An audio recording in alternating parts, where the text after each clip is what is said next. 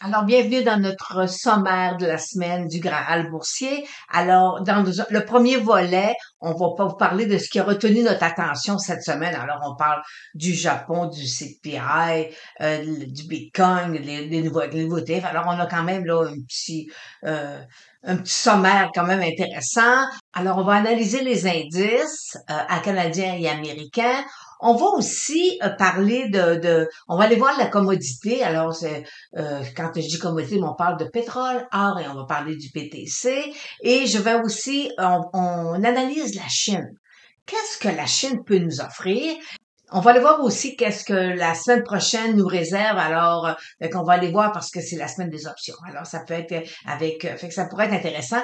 Aussi, j'ajoute le listing au niveau du temps. Alors, dans le sens que si vous aimez voir en premier la Chine, ben vous allez voir que la Chine est à tant de minutes. Alors, je vous mets le listing, que ça va être beaucoup plus facile pour vous de vous y retrouver ou même de parfois d'y revenir afin de revoir et maintenant ça peut devenir un point de référence. Alors, poursuivons maintenant avec qu'est-ce qui a retenu notre attention cette semaine.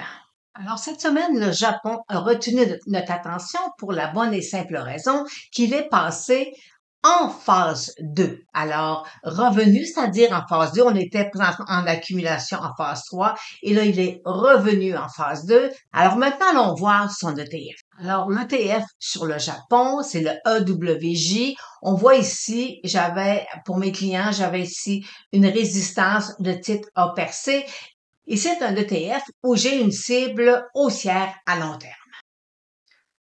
Nouveau produit lié à la crypto a été présenté cette semaine. Alors, on voit que là, je vous avais une synthèse un peu là, des produits là, de Bitcoin ou disons, allons-y largement, disons crypto. Alors, ici, on a les produits canadiens.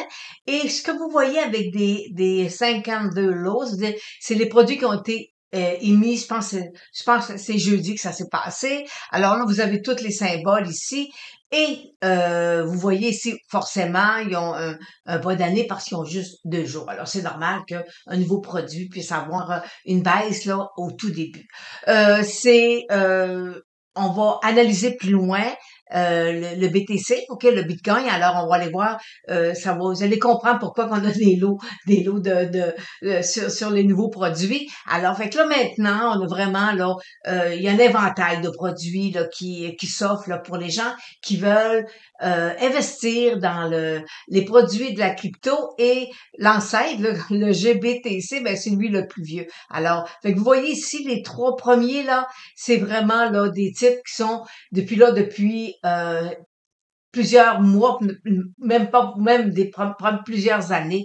Alors, ce sont des produits pour les gens qui veulent investir dans la crypto et c'est ce qui a retenu notre attention cette semaine.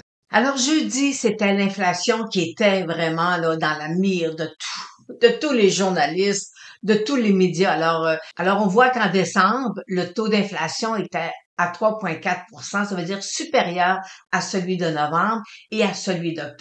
Alors, pour l'instant, on se doit encore d'être prudent. L'inflation s'est pas encore stabilisée. Alors, on fait attention avec aussi, parce que le risque, vous savez, c'est que s'ils ne réussissent pas à maîtriser l'inflation, les taux d'intérêt pourraient repartir à la. Alors, on surveille les données économiques, là, d'ici les prochaines semaines.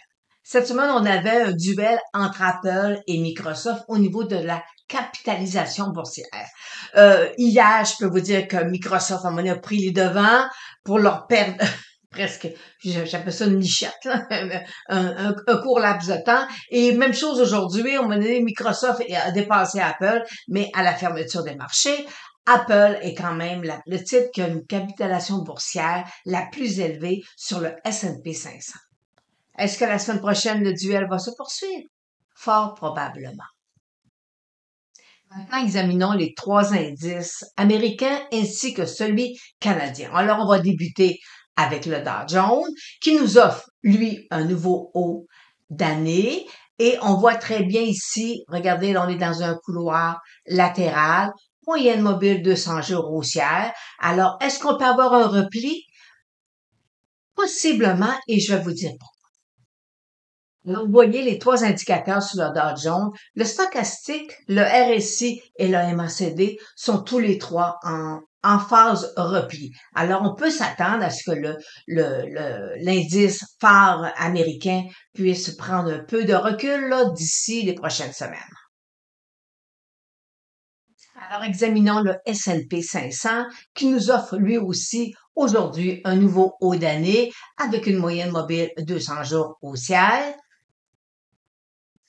Alors, pour le Nasdaq, on voit qu'il est un peu plus timide. Alors, il y a eu un repli et présentement, il vient tester ici son sommet de fin décembre. Alors, c'est là qu'on va voir est-ce qu'il va nous donner une jambe haussière. Alors, ça va être déterminant là, pour les prochaines semaines sur le Nasdaq. Quand voyez-vous la moyenne mobile de 100 jours aller haussière aussi sur le Nasdaq. Ici, on regarde un peu la volatilité sur les marchés, parce que vous savez, volatilité, c'est super important lorsqu'on fait des options. La volatilité va déterminer est-ce que j'achète une option ou est-ce que je vends une option.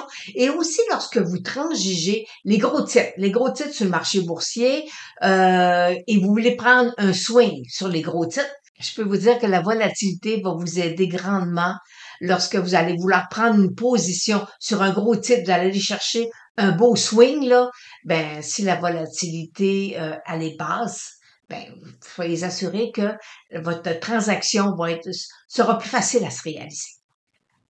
Et terminons avec le marché canadien, le TSX. Alors, on voit aussi, regardez là, on a quand même un nouveau haut d'année. Présentement, on a par contre une chandelle ici d'indécision.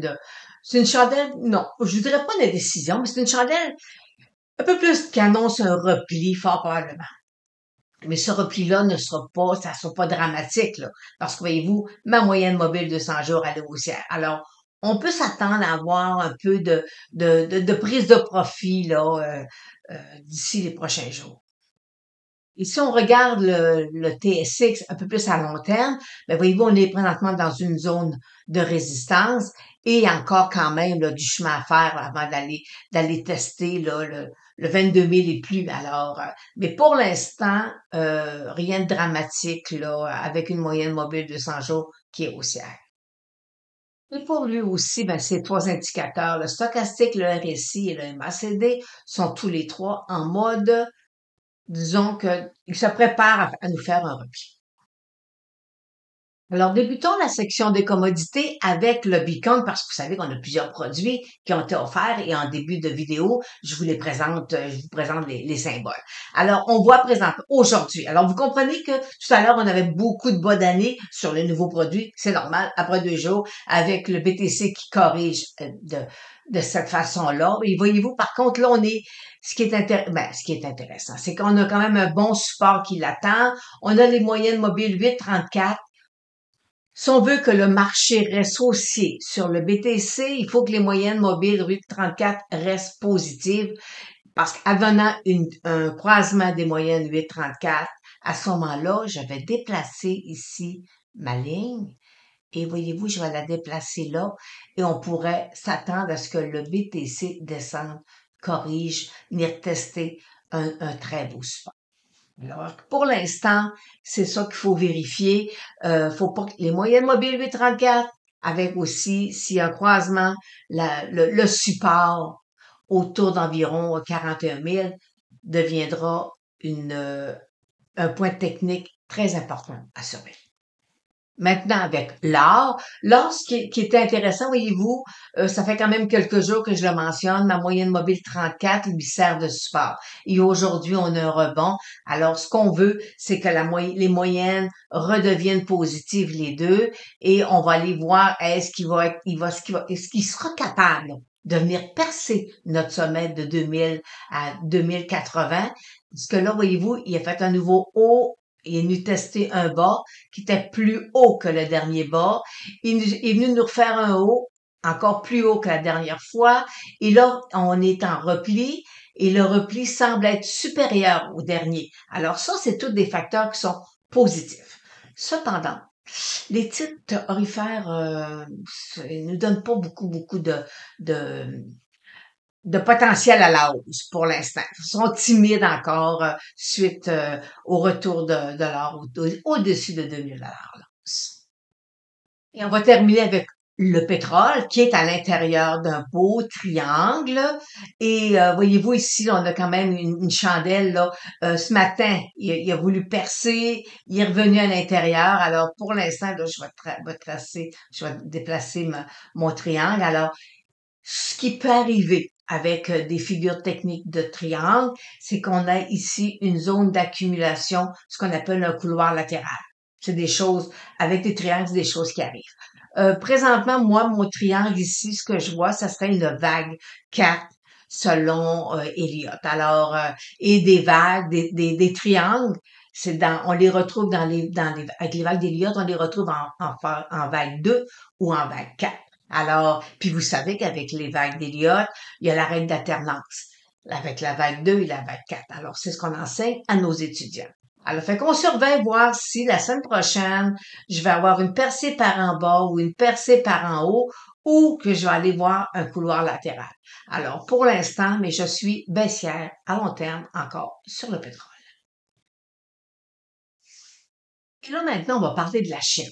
Parce que vous savez la Chine, ça baisse, ça baisse, ça baisse depuis quand même presque 2 ans, plus de 2 ans en tout cas. Alors, et là, je vais vous présenter, là, vous voyez à l'écran, c'est Charlie je l'aime beaucoup, moi, qui nous fait des beaux graphiques. Alors, avec là, on a la Chine, on peut avoir un ETF qui est juste les grosses capitalisations boursières de la Chine, ou on a celui de la technologie. Et dans ce graphique-là, vous voyez que le secteur américain a vraiment bien fait au niveau techno comparativement à la Chine.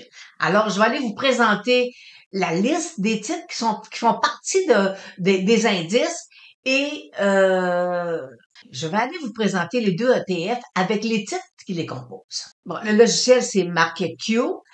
Que j'utilise. Tout à l'heure, on était avec Metastock. Ok, alors c'est 2 logiciels que j'utilise.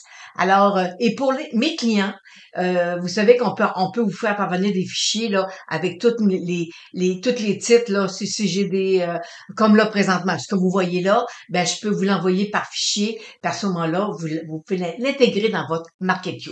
Mais c'est pour des clients seulement. Alors, le premier, c'est le symbole le FIX et le deuxième, c'est au niveau de la technologie, c'est le CQQQ. Alors, fait on voit que présentement, il y a Alibaba qui est dedans, Baidu. On a quand même des titres là, qu'on connaît très bien sur le marché US. Présentement, moi, j'ai rien de positif. J'ai rien qui peut être intéressant là, techniquement parlant. Par contre, faut pas oublier, non, je dois vous mentionner que dans l'indice dans ce ETF-là, il y a beaucoup de titres qui sont sur le pinché. Alors, c'est des titres où on peut pas mettre dans les REER. Il y a des firmes de courtage qui ne veulent pas on peut pas les transiger. Bon, alors, fait que c'est pour ça que je vous ai fait une petite liste là. J'ai tout éliminé ce qui était sur le pinché. Et voyez-vous sur la technologie, ben j'ai juste 2 titres qui le composent. Alors, fait que c'est lorsque j'en vois quelque chose d'intéressant dans mon suivi du week-end, ben à ce moment-là, je vais vous le mentionner. Tout à l'heure, je vous ai présenté le Japon et avec son ETF, le EWJ, et le seul titre qui est admissible présentement, c'est celui. Alors, allons voir techniquement parlant les 2 ETF. Alors, on a présentement à l'écran le iShare de la Chine. Vous savez, ça, c'est des grosses capitalisations qu'il y a à l'intérieur de ce iShare. Et on va regarder ici, là, il me fait encore, vous savez, des bas toujours plus bas. Moyenne mobile 200 jours. Alors, pour l'instant, techniquement parlant, c'est des titres qu'il faut faire attention.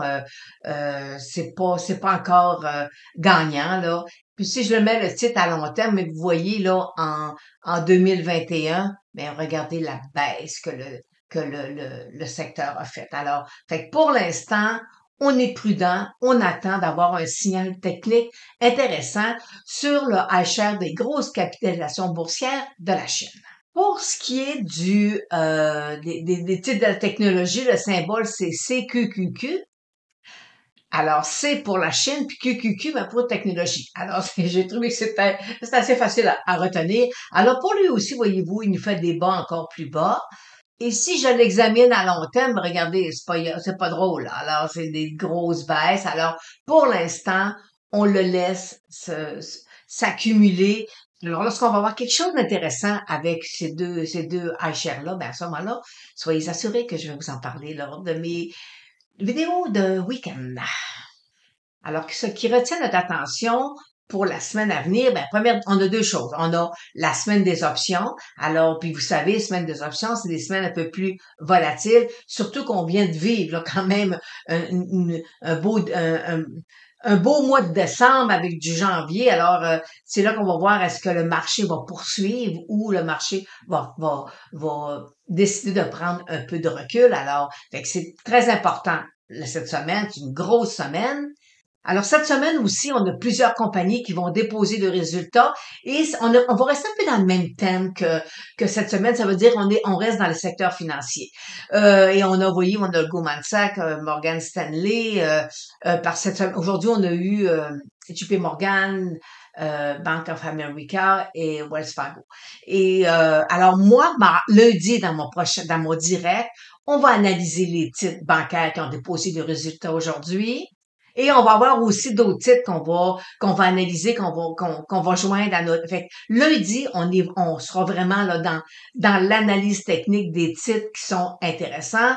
Et on va aussi, on a Alcoa. Vous savez qu'Alcoa, je vais vous le dire, parce que je le dis souvent, c'était pendant des années le premier titre à déposer ses résultats financiers. Fait que quand on va y arriver la session, la période des résultats financiers, on savait qu'Alcoa allait mettre la table pour les autres. Alors, fait que si vous avez des titres là, que vous voyez présentement, qui vous intéresse, que vous aimeriez techniquement parlant, lundi prochain à 15h55 sur Facebook et sur YouTube, vous voulez que je l'analyse, ben à ce moment-là, vous voyez dans les commentaires, laissez-moi un commentaire, puis dites-moi pourquoi ça vous intéresse, là, et à ce moment-là, ça va me faire un plaisir de vous l'analyser et de vous donner mon appréciation sur le titre, techniquement parlant, et parfois je peux parler aussi un peu de la technique point and figure.